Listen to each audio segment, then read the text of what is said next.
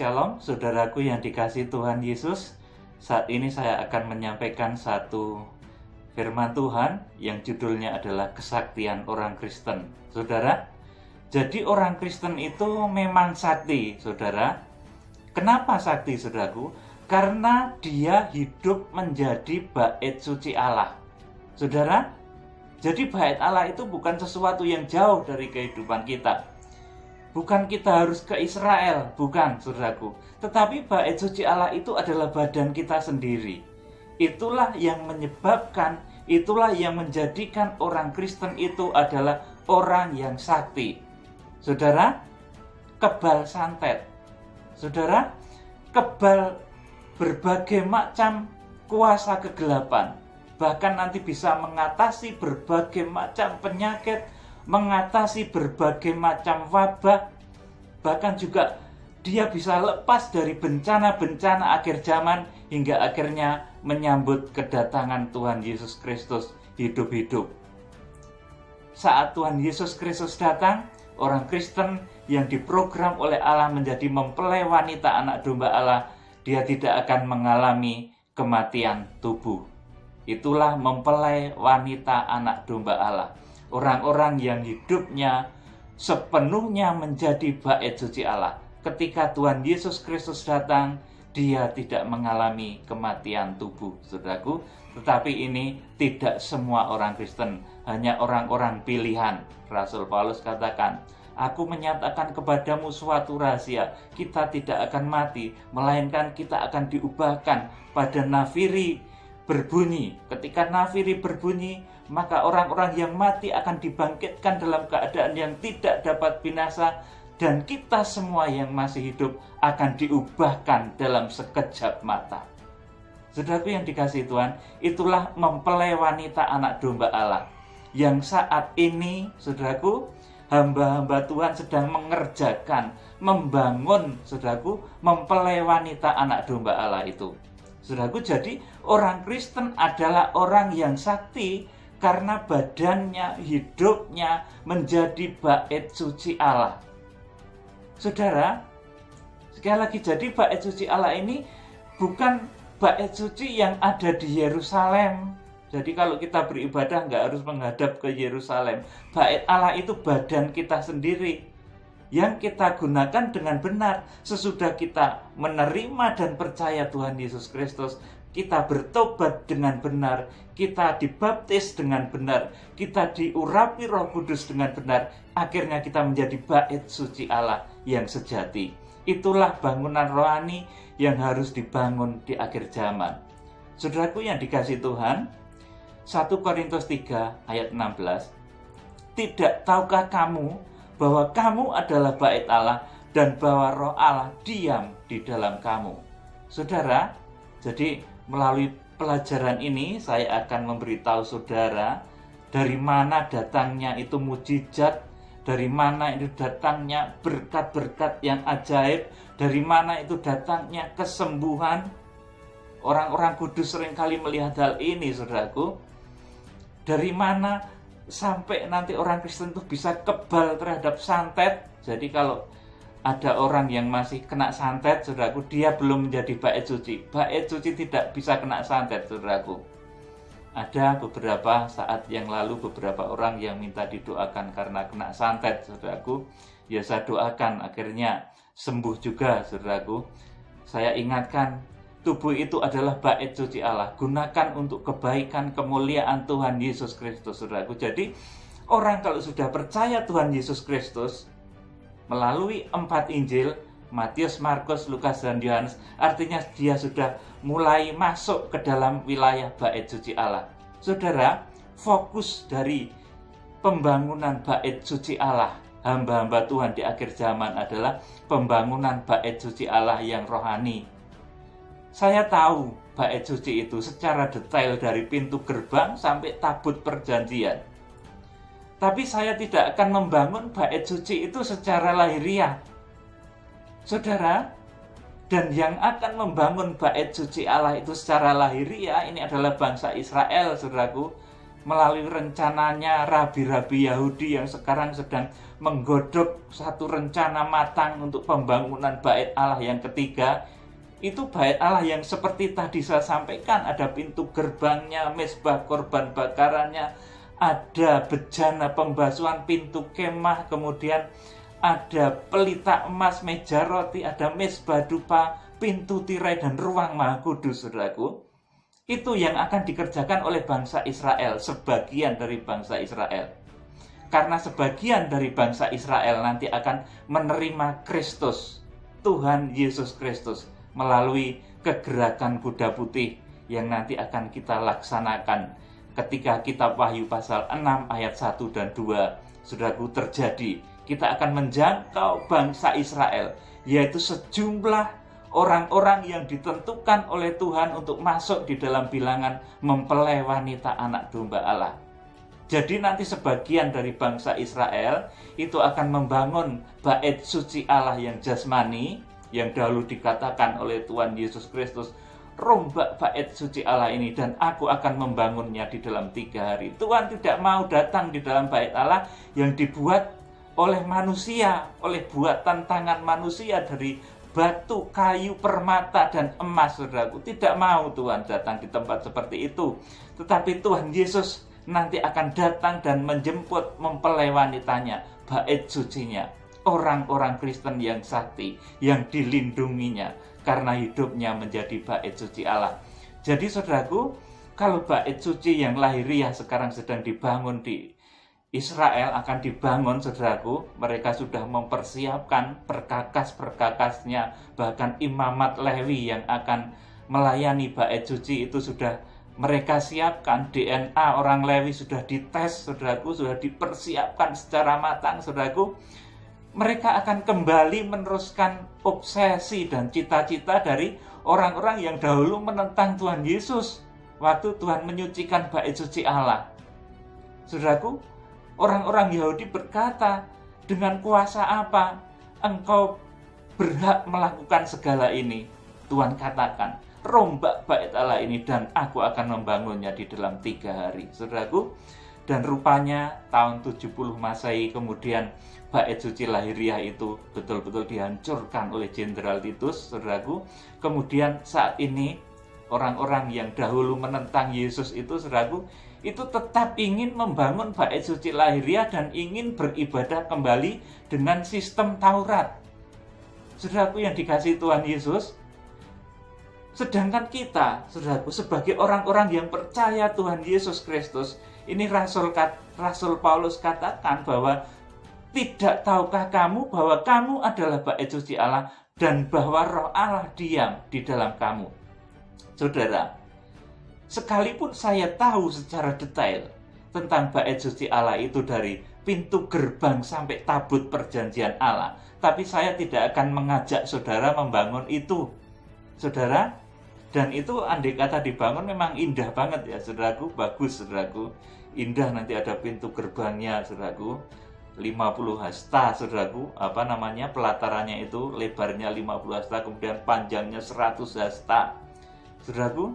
Jadi indah sekali. Kemudian nanti ada mezbah korban bakaran, bejana pembasuhan, di dalamnya ada pelita emas yang indah, saudaraku, dari emas murni, saudaraku. Bagus sekali itu kalau kita bangun, saudaraku. Itu bangunan yang menarik, saudaraku.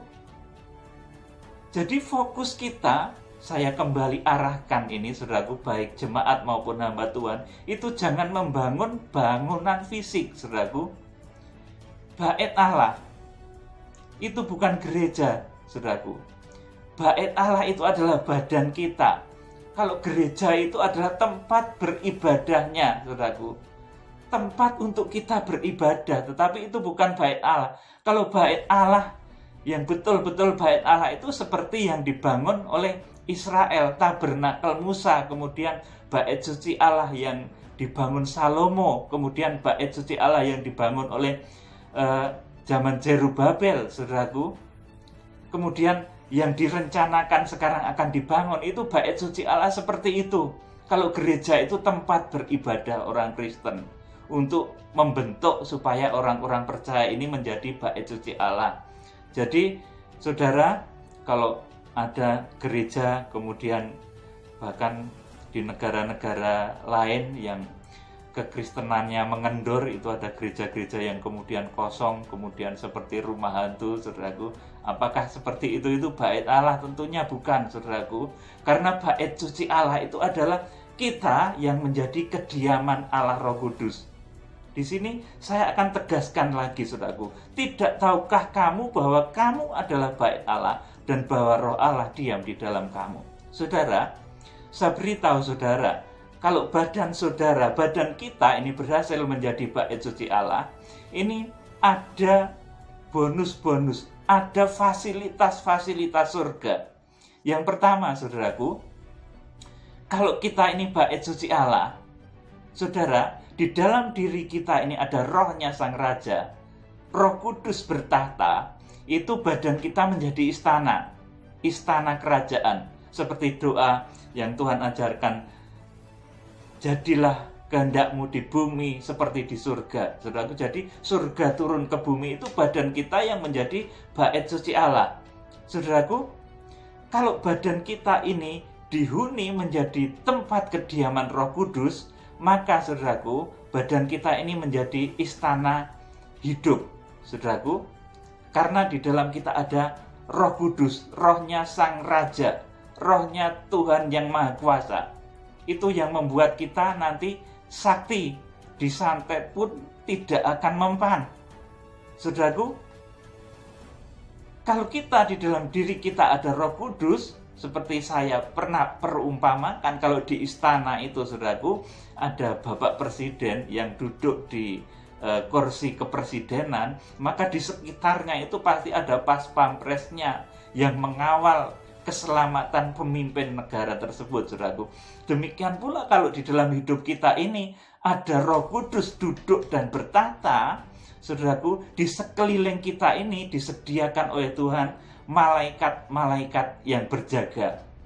Saudara, akan menjaga saudara dari bencana, akan menjaga saudara dari kecelakaan-kecelakaan, akan menjaga saudara dari penyakit-penyakit. Saudaraku, Ibrani pasal 1 ayat 7, dan tentang malaikat-malaikat ia berkata, yang membuat malaikat-malaikatnya menjadi badai dan pelayan-pelayannya menjadi nyala api. Saudaraku, jadi malaikat-malaikatnya menjadi badai dan pelayan-pelayannya menjadi nyala api. Oleh karena itu ketika Musa membuka Laut Teberau, menyingkapkan Laut Teberau, membelah Laut Teberau, itu dengan perantaraan angin timur yang keras, saudaraku. Artinya apa ini, saudaraku? Ini kuasa malaikat, kuasa badai yang ditiupkan oleh Tuhan sehingga menyibakkan Laut Teberau, sehingga Musa dan bangsa Israel pada saat itu bisa menyeberangi Laut Teberau dengan selamat. Saudaraku yang dikasihi Tuhan, jadi malaikat itu dicipta seperti badai api yang melingkupi kehidupan kita. Saudaraku yang dikasihi Tuhan, kemudian Ibrani pasal 1 ayat 14, bukankah mereka semua adalah roh-roh yang melayani, yang diutus untuk melayani mereka yang harus memperoleh keselamatan. Amin. Saudaraku, jadi badai api tadi, saudaraku, yang dicipta oleh Allah, laksana badai dan api, yang dahulu bisa menguakkan Laut Teberau, saudaraku, itu, saudaraku, disediakan oleh Tuhan untuk melayani orang-orang yang sekarang hidupnya menjadi bait suci Allah. Jadi di sekitar kita ini ada perlindungan badai api malaikat yang begitu dahsyat dan luar biasa. Oleh karena itu saya bilang tadi di dalam judul pertama dari khotbah saya saat ini adalah kesaktian orang Kristen. Karena orang Kristen yang menjadi bait suci Allah, dia dilindungi oleh badai api malaikat yang begitu dahsyat di sekitarnya. Kebal santet, saudaraku, betul-betul kebal santet. Kalau ada orang Kristen kok kena santet, itu dia belum menjadi bait suci. Saudaraku yang dikasihi Tuhan Yesus. Kemudian yang kedua, karena di sekeliling kita dijaga oleh malaikat, kita akan terjaga dari berbagai macam penyakit, dari berbagai macam wabah, bahkan juga nanti dari berbagai macam bencana yang akan terjadi di akhir zaman. Saudaraku, kita akan dilindungi dari hal itu. Saudara yang dikasih Tuhan, itu merupakan fasilitas pertama. Fasilitas kedua, saudaraku, kalau istana itu pasti diperlengkapi oleh Tuhan dengan berbagai macam fasilitas yang indah, yang baik, yang mulia dan indah. Sudah pernah masuk mungkin di istana, di keraton, di Jogja, mungkin di Solo, atau mungkin di istana kepresidenan, saudaraku, pasti istana bagus, saudaraku. Kalau di istana, di keraton itu ada kereta kencana, kemudian ada berbagai macam perhiasan dari emas, perak, dan lain sebagainya, saudaraku. Demikian pula hidup orang percaya yang hidupnya menjadi istana Roh Kudus. Karena dia hidup benar, dia percaya Tuhan Yesus, kemudian bertobat, dibaptis, kemudian hidup menjadi bait suci, saudaraku, dia akan diperlengkapi oleh Tuhan dengan perlengkapan-perlengkapan yang mulia. Kekayaan surgawi, kemuliaan surgawi itu akan diberikan, menjadikan saudara mulia, menjadikan saudara ini istana. Saudara, jadi berkat-berkat istana akan mengalir dalam hidup saudara kalau saudara menjadi bait suci Allah. Saudara, jadi ada beberapa hal penting yang harus kita ketahui, bahwa yang pertama tadi, kalau kita menjadi bait suci Allah, kita akan menjadi orang Kristen yang sakti. Karena di sekeliling kita, saudaraku, ada malaikat yang laksana badai api. Yang dahulu itu membuka laut Teberau, badai api itu, saudaraku. Sekarang disediakan oleh Tuhan, Ibrani pasal 1 ayat 14, malaikat-malaikat yang dahulu itu menguakkan laut Teberau, badai api yang membuka laut Teberau itu, sekarang disediakan untuk, saudaraku, melayani mereka yang harus memperoleh keselamatan. Kita yang harus memperoleh keselamatan oleh karena korban Kristus. Kepada kita, malaikat itu diperintahkan untuk melayani. Saudara, di sini dikatakan, saudaraku, bukankah mereka semua adalah roh-roh yang melayani, yang diutus untuk melayani mereka yang harus memperoleh keselamatan. Saudara, jadi malaikat-malaikat itu adalah seperti Ibrani 1:14 ini dikatakan, mereka diutus untuk melayani. Saudaraku, bukan untuk kita sembah. Mereka diutus untuk melayani orang-orang yang harus memperoleh keselamatan di dalam Tuhan Yesus Kristus. Saudaraku, jadi saudaraku, kita dilayani oleh malaikat itu bukan karena kita hebat, tetapi karena di dalam diri kita ada apa tadi, saudaraku? Ada Roh Kudus. Karena di dalam diri kita adalah rohnya Sang Raja. Kalau dalam hidup saudara, dalam hidup kita tidak ada rohnya Sang Raja, maka di sekeliling saudara tidak akan ada malaikat.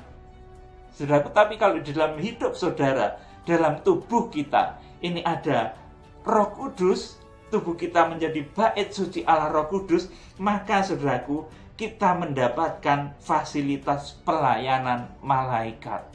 Saudaraku, ini dahsyat, saudaraku, pelayanan malaikat. Bayangin, saudaraku, saudara mendapat pelayan yang rajin saja, saudaraku, saudara senang sekali, semua menjadi tertata rapi, apalagi saudara dilayani oleh malaikat. Ini firman Tuhan yang katakan, malaikat itu dicipta oleh Tuhan untuk melayani orang-orang yang harus memperoleh keselamatan di dalam Tuhan Yesus Kristus. Saudaraku yang dikasih Tuhan, betapa ini dahsyat. Kita dilayani loh oleh malaikat, saudaraku. Malaikat melayani kita.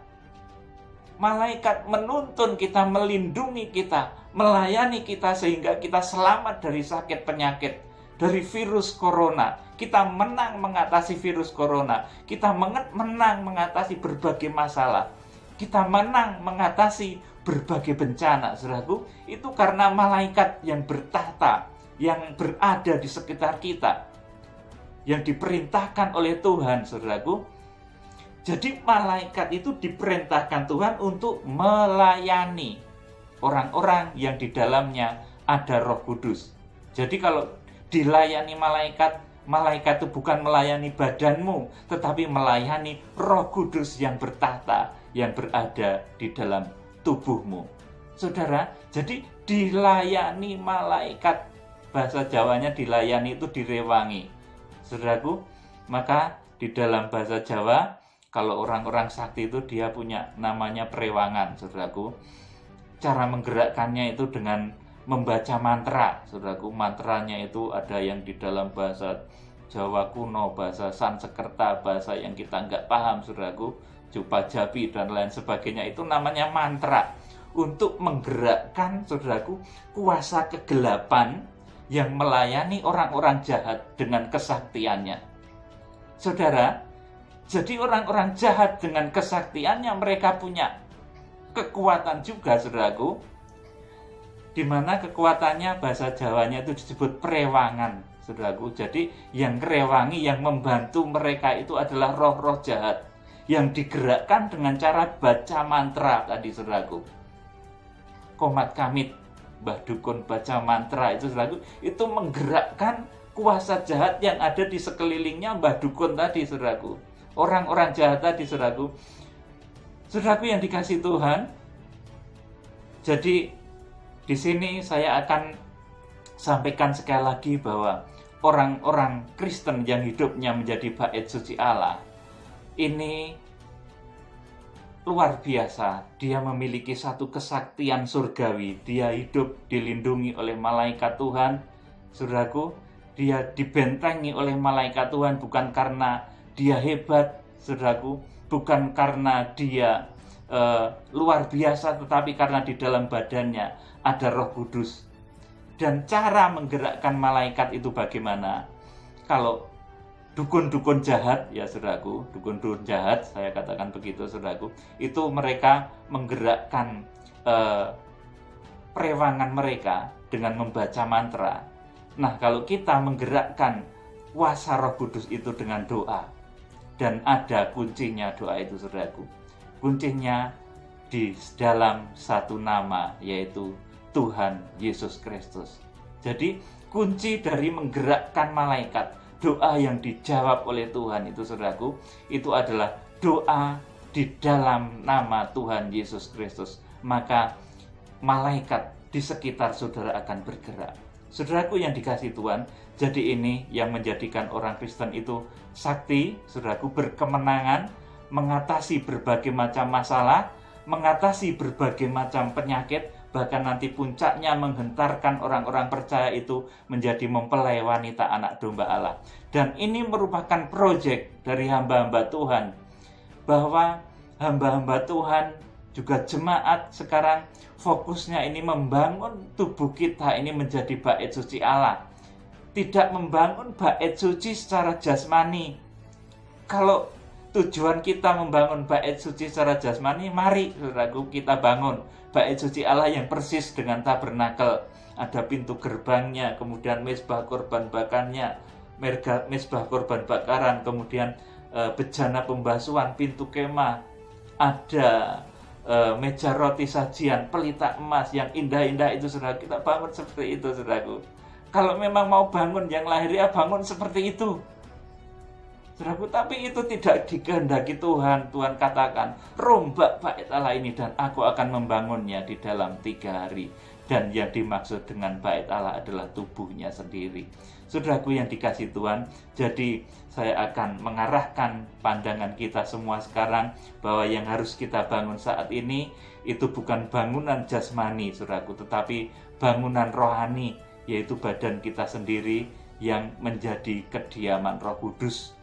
Supaya kita menjadi kediaman Roh Kudus, maka kita harus melalui proses perjalanan iman yang benar, percaya kepada Tuhan Yesus Kristus melalui keempat Injil, Matius, Markus, Lukas, sampai dengan Yohanes, saudaraku. Kemudian kita bertobat dari dosa-dosa kita, kemudian kita dibaptis, saudaraku. Kemudian kita dipenuhi Roh Kudus, saudaraku. Kemudian kita bersekutu dengan karunia-karunia Roh Kudus, dengan firman Tuhan. Kemudian kita bisa menyembah di dalam roh dan kebenaran. Dan kita, saudaraku, menjadi bait suci Allah yang betul-betul dahsyat, luar biasa, dan sakti. Saudara yang dikasihi Tuhan Yesus Kristus, saudara yang sedang sakit saat ini, jadikan tubuhmu bait suci Allah. Maka saudara akan mengalami kesembuhan. Apapun sakit saudara, Tuhan bisa sembuhkan. Saudara yang sedang mengalami kelemahan tubuh, saudara yang sedang bermasalah berat dalam ekonomi, jadikan tubuhmu bait suci Allah. Engkau akan dilengkapi dengan perlengkapan-perlengkapan kekayaan surga yang akan membuat saudara berkecukupan. Jadi saudaraku, dengan hidup menjadi bait suci Allah, kita menjadi orang Kristen yang sakti dan diberkati oleh Tuhan. Salam penuaian, Tuhan Yesus Kristus memberkati. Haleluya. Amin.